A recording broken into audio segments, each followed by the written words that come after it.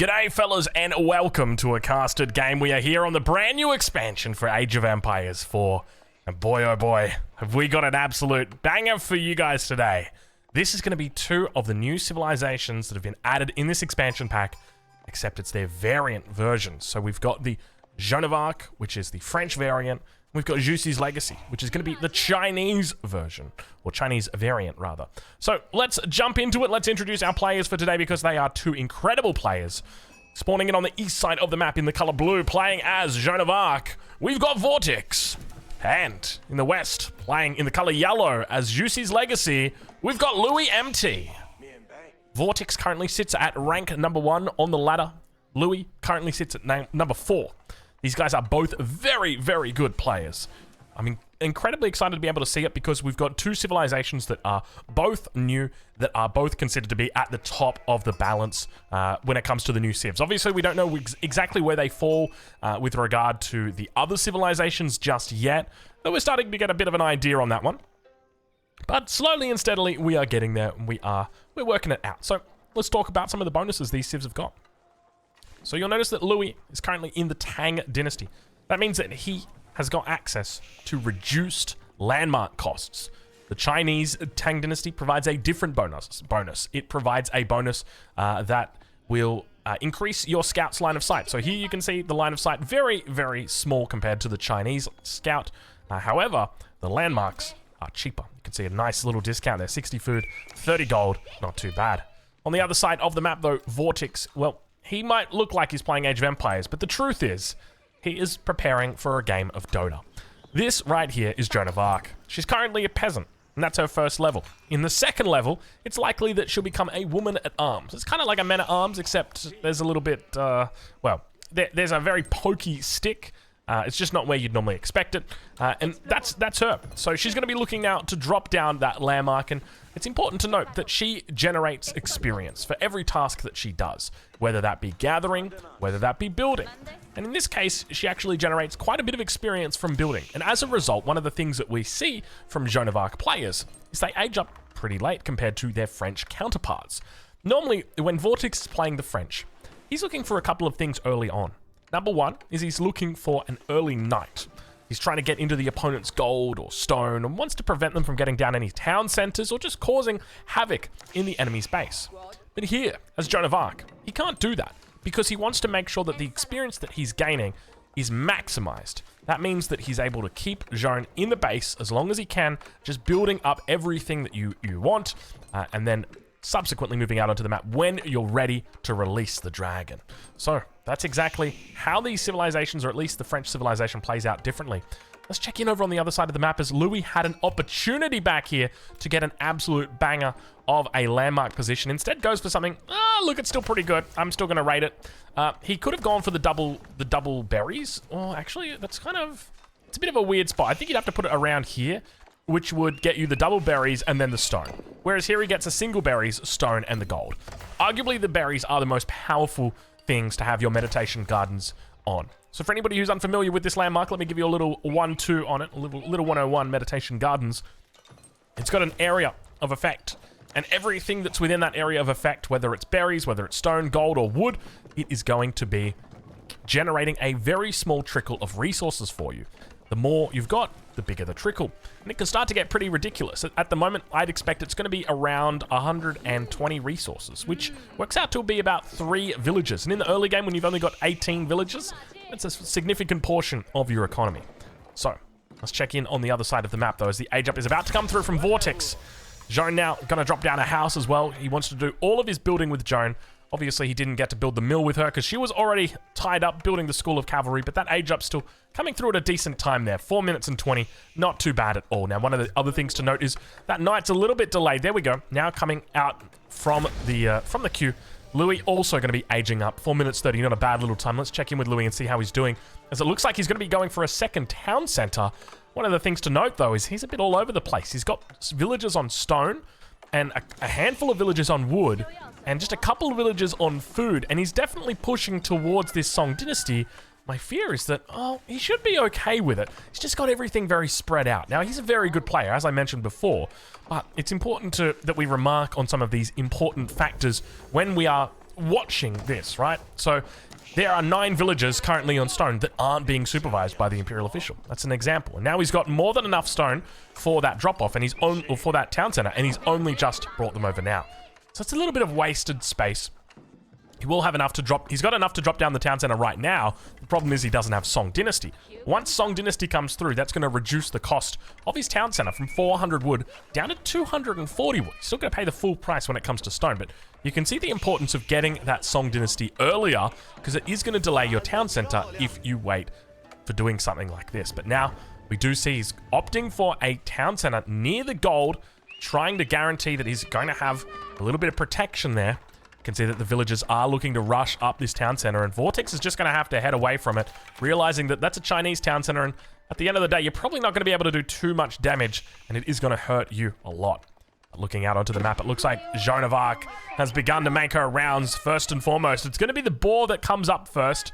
8 villagers now moving out to clear that. You can see she's very powerful, healing between fights. And now begins to work down the second boar. Able to solo the boar. Don't really have to think about it. She's kind of like the Rus in this regard, where you want to try and counter her by being counteractive. You want to counter her by being counteractive. There you go. That's some wisdom for you. I rolled a high wisdom roll on that one. But essentially, you want to treat her like the Rus. If you see any wolves on the map, you want to try and take it out. You don't really have to worry about deer, but wolves, definitely. Boars, if you can. But it's going to be early that she gets out of the gate. 6 minutes already. That's pretty damn early in these games, and she's got some very solid stats early on. So you want to avoid getting too close to her. That is for sure. Let's check in with the meditation gardens and see what we ended up getting. Looks like it's just going to be 32 food coming through, so it doesn't get the full... What is it? It works out to be 8 for each one of these, and there should be 6 of them. 1, 2, 3, 4, 5, 6. Indeed, there are. So he's missing 2 of those. 3 of those. No, 2 of them. But overall, doing decently at the start of this game. The archer numbers are starting to build here. Looks like Vortex is just playing a standard French style here with a couple of differences, a couple key differences. Number one is just you've got Joan out. She's going to be doing her thing, cleaning up all of those wolves wherever she can, or boars. And then at the same time, we've just got the archers that are going to be rounding the top of the base. I'm curious to see whether he goes into a second TC here, or whether he looks to go to Castle Age, or whether he's just going to try and stick it in feudal. Maybe even think about ramming down this town center. One of the things that you're up against, though, are these outposts. And remember that with Jussi's Legacy, they have a reduced cost on all their non-military buildings. And that includes outposts. I'm not kidding you. You better believe it. These outposts cost 60 wood. Have a look at this right here. 60 wood. I can't believe it. I was actually watching something. I just reminded myself of Donald Trump, and then I remember seeing a short of this guy who's a comedian, and he's explaining about how with Donald Trump, you don't have to say, to do a Donald Trump impression, you don't have to do the voice. You just got to say things the way that Donald Trump says them. So the way that Donald Trump says things is that he describes what he said or what he felt or what he was doing. So he's like, wow, big crowd. I walked in here and I said to myself, wow, that's a big crowd. I lost my shit. It was so funny because it's so true. Oh gosh, it was hilarious. I wish I could find it for you guys, but I'm busy. I'm casting, so you'll have to find it yourself. But it was very, very funny. All right, well, let's check in with Vortex and see how he's doing as more and more buildings continue to come up. It's going to be the blacksmith that he's opting for. Keep in mind, Joan is out here on the map somewhere. Where is she at? Where's Joan at? She's normally a big blob. There she is, a big dot on the map. A bit hard to see at the moment. But she is definitely a part of this army, and Vortex is really going to quite an extent here to go heavy in feudal age. Up against 2 TCs here. The heal's going to come out from Joan, looking to try and increase a slight amount of health on some of these knights. You can see that they've lost quite a bit off the top here, but the bloomery comes through now that the blacksmith has been finished. Looks like Vortex is going to be trying to find an angle through. Nice compact base here for Louis. One of the things to note, though, is he doesn't really have a safe wood source, and because of that, it's going to make his transition to farms quite difficult. You can see at the moment, pretty much on his last legs right now, he's going to have to move out towards this position, maybe down to the south side. Probably going to be the best bet for him. But now, the Zhugen are going to have to defend this if they want a chance of staying in the game. Ranged attack yet to come through. Ranged armor yet to come through. So he's just going to be doing 1 damage a pop on each of these Zhugen. We see the Joan of Arc right there. Going to be helping out a little bit. And I love the way that he's getting the outpost fortifications in at this stage. Definitely a little bit of overkill, but I will accept it because it's only a matter of time until a ram comes out, and, we're going to have trouble when there's rams. But at this point in time, it's just about starving Louis out from his base. The most important thing here is that Louis runs out of resources as soon as he possibly can, and then we can try and kill him. One of the things that he's got going for him are those reduced non-military building costs. So, what are we talking about? We're talking about the granary. We're talking about the farm. Very, very cheap units or buildings to build here. A little bit of a counterattack towards the top side. It looks like the Zhuge Nu, together with the knights, will end up finding a villager kill. There they go. Textiles is through, though, so it's going to take a little bit more time to make those connections. But he is playing a really solid, juicy legacy right now. It is just all about keeping a safe, compact base, and at the same time, working on this Zhuge Nu mass. Did see a blacksmith attempt to get thrown down on the bottom side. Instead, goes for the top side. A little bit safer up here, I guess he's thinking. Back towards the base of Vortex, though. Let's check in with him and see how he's doing, as it looks like we've got a second town center that's going to be coming out on top of the deer here. Definitely makes sense for him to be doing it, and I love the timing on this. I tell you what, Vortex has just got such a knack for it. He knows exactly what he's doing when it comes to these timings. Puts out enough units onto the battlefield that really the enemy feels quite uncomfortable with the game, and then looks to try and take advantage behind it. Now, there is a deficit, a villager deficit currently of 12 villagers, but it's important to note that in the Song Dynasty, for the Juicy Legacy, you're not going to be training your villagers faster. You train them the same speed as everybody else. And the great thing about Joan of Arc is she's exactly the same. She doesn't carry over that extra reduction in villager train time that the French base civ has. There's two main differences, well, three main differences if you include Joan as well. But the main two for me, number one, you've got that same train time as every other civilization, and number two is that the cost reduction that you get from having keeps adjacent to your stables and your archery ranges doesn't exist with this civilization. So those are the two big ones that I always look to try and take advantage of, two bonuses that she does not have.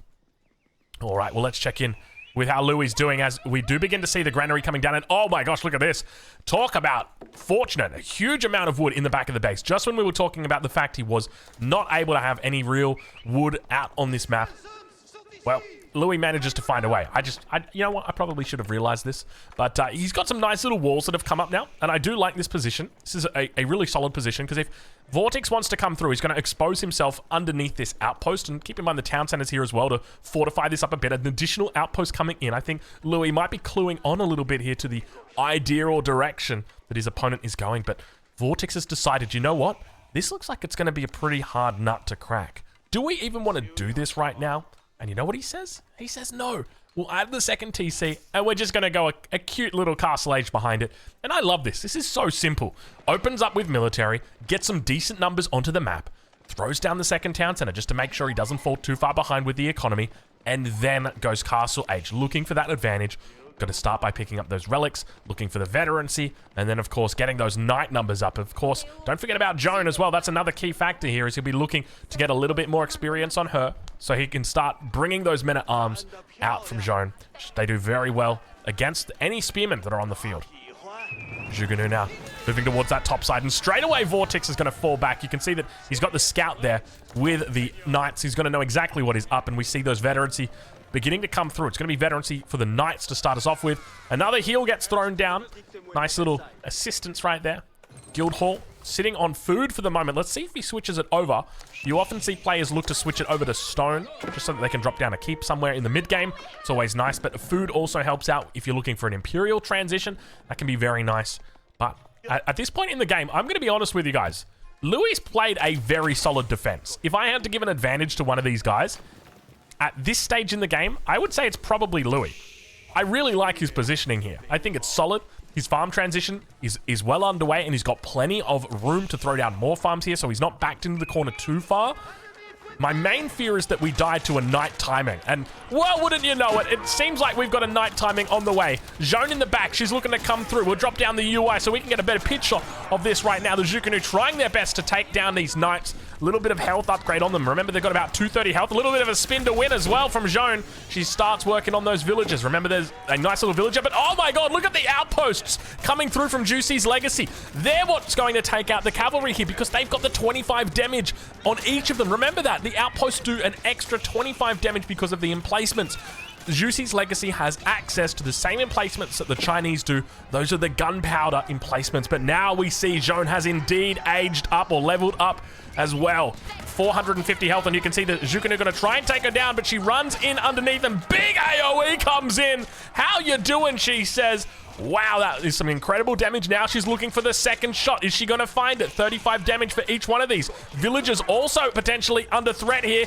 Decent attack comes in, but now Joan going to be forced out of here, managing to keep her alive for the moment. She comes back in, though. Oh, it's a huge mistake from Vortex. This is going to cost him dearly. With Joan going down, that's going to mean he's going to have to look to try and return her to the battlefield, but 500 gold is going to be the cost of that. Boy, oh boy, that is not something you want to be doing. Wow, that was a great little fight there, and I'm going to compliment Louis on this combination. The double-ranged combination coming out here. This is something that's been theorized for quite some time that you could do as the Chinese against the French, and it's great to finally see it out here from Louis. What am I talking about? I'm talking about getting this emplacement right here. And this emplacement is what does that extra damage. So watch as the attacks come through from that hand cannon emplacement. It means that these knights are taking so much more damage than what they normally would to, say, an arrow slit emplacement. But now it looks like these knights have found a pretty decent timing back here. Louis is going to need some sort of crossbow or spear to deal with this. He's going to need to get those numbers up. And you can see the veterancy for the Zhuge still on the way at the moment. Taking time to come through, but expect to see +2 ranged armor coming through as well for Vortex. Indeed, it is. I tell you what, I know these guys like the back of my hands. It just makes sense in these matchups to be looking for these really key upgrades. And now a second round comes in. Oh boy, it doesn't stop, does it, Louis? Just tell him to stop, please. And you know the worst part is it all just could have been solved by like a little bit of a wall. I hate to say it, but that's just the reality, isn't it? You know, you could just, I guess, what could you even do? Maybe a wall down to the stone and then a wall all the way around down to the wood. Maybe that could have done it, and then you could have had this nice little safe space at the back of the base. But now Zhuge together with the crossbows, trying their best to take out these cavalry. You can see they're having a tough time though, as Joan's doing her spinning stuff as well. She runs through, gets her spin off, and we're playing Dota 2 now. We are having a good time here. Behind this, keep in mind, Louis, he's on 2 TC, so he's pumping out villagers. Even though he's lost 18, he's at a pretty decent disadvantage at the. He's lost a fair few, but he still maintains a villager lead, 68 against 66. Not a bad amount of villagers to have. But I can think of something slightly nicer than that. You know what I'm thinking. I'm not going to say it though. Joan now running to the back here is looking to try and pincer her. Is he going to be able to find it? They're all clumped up. He moves in on top. Nice little spread, and she hits the massive AoE, taking out so much damage right here. You got to be careful though with Joan. I mean, you're getting pretty good value on this as long as you're getting big kills. And now Villager's going to come in. This could be terrible. Oh, never mind. She doesn't have any more Holy Wraths. I did incorrectly pronounce this as Holy Wraith previously. Oh, he's got the heal as well. Jeez, you just got everything with this hero. Look at this. What are you going to do? What's a man to do when you got Joan in town? This is so difficult to deal with. Zhuge trying their best to deal with it, but I think the main thing that's ruining this for Louis is just the lack of a cohesive defense from walls. He's relying too much on outposts, relying too much on town centers, and the knights are just running past. Joan is just running past. In the back of the base, it looks like she may finally go down. That Holy Wrath is not going to come in just yet, but he'll take it. 500 gold again. Going to be looking to get Joan back out on the field. You can see it's going to take some time before he's able to do it, but overall, some really good value. Oh, I tell you what, this reminds me of a game I once played. Early on when Age of Empires 4 was in beta, I played the game against Give You Anxiety. We're playing on Hill and Dale, and I was playing Chinese, he was playing the English. He went fast castle for some knights. And I said to myself, he can go for knights. I've got a barbican at the front that's going to stop any knights from coming through, and I'm just going to wall out the sides. You know what he did? He just ran past my barbican and then started killing my villagers. And I quickly learned that a barbican is not a safe replacement for walls. And here I feel like Louis can learn that same message. It's absolutely fine for you to go for a defense like this, but I feel like having just a single line of walls up would have saved him so much hassle. Just a wall from here across to the stone outcropping down along here, even just to the edge of the map. Just a nice little safe space for your villagers at the back, something that your Zhuge could move to just to keep them safe. Would have been absolutely lovely for him, but unfortunately, does lose out quite a bit there. So let's focus on what he can do to bring this game back in. Vortex is currently sieging him down. He's got the first of the trebuchets out, so expect to see a response, most likely of some springalds of some sort. At the same time, the numbers are beginning to build for Louis. He's sticking... There's the springald. Very quick to respond. Louis is now building up a solid archer mass. We've got Zhuge together with crossbows. I'd love to see him mixing in just a handful of spears to help with Jeanne d'Arc. That's going to be the main threat right now, because if Joan comes in and gets that big AoE off, you don't really have a way that you can punish her. At least with the Spearman, you can punish her. Let's check in, though, over on the other side of the map, though, because Vortex, he's in a very solid position now. The fact that he was able to apply pressure early on in the Castle Age has put him in a decent spot. While he doesn't have the villager lead, he's definitely got the tempo advantage. You can feel that right now in this defensive position. The Knights are giving him a lot of pressure. And now coming through, Joan looking to put on the pressure once again. She's gone down twice already this game, but now looking to make a connection. She's going to be able to find it underneath the town center. Second town center here to provide a little bit of cover as well. Units are looking to try and focus down the Knights together with Joan, but she continues collecting experience from this fight. Falling back away from that defensive position. The Springald, nowhere to be seen at this point. He's going to be met by an opponent Springald as well. Look at this. Vortex is getting ahead of himself. There's the next Springald. Actually, I take it back. There's the Springald. It was to be seen somewhere. It's just that I'm legally blind. Once again, coming forward. She's looking to try and make a connection. Is she going to get her spin to win? It looks like she might have taken a little bit too much damage. She's going to go down again. Beautiful recovery right there from Juicy Legacy. Louis doing a wonderful job on it. And now at the same time, more Knights going to be looking to try and finish this position. It's just a matter of time until these outposts begin to fall. Double Treb over on this east side are slowly working down these outposts. And one of the things to note is they've only got 90% accuracy against them. That means that they're going to miss 10% of the time, and there's always an opportunity. Springald gets blocked. No, Springald. Just turn around, deal with your fears. Sometimes you just got to take on your fears head first, little Springald. I believe in the spring. I believe in a spring called love. Sorry, I had to. Anyway, let's check in with Vortex, see how he's doing.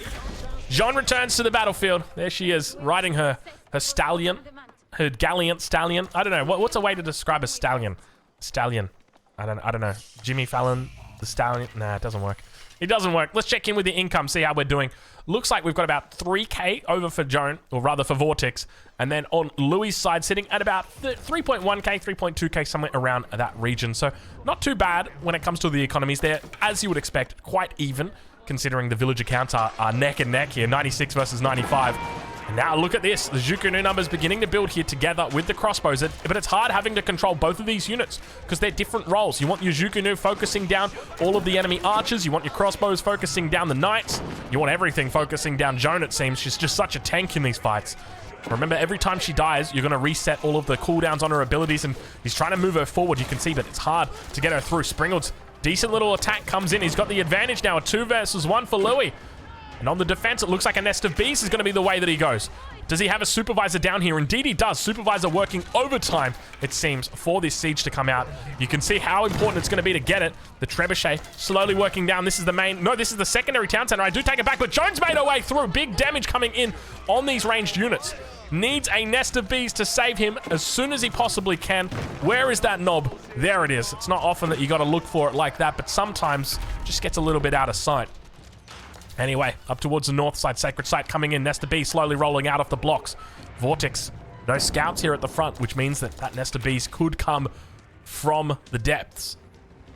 And I tell you what, there's some scary things in life. That is one of the most scary things you'll ever see.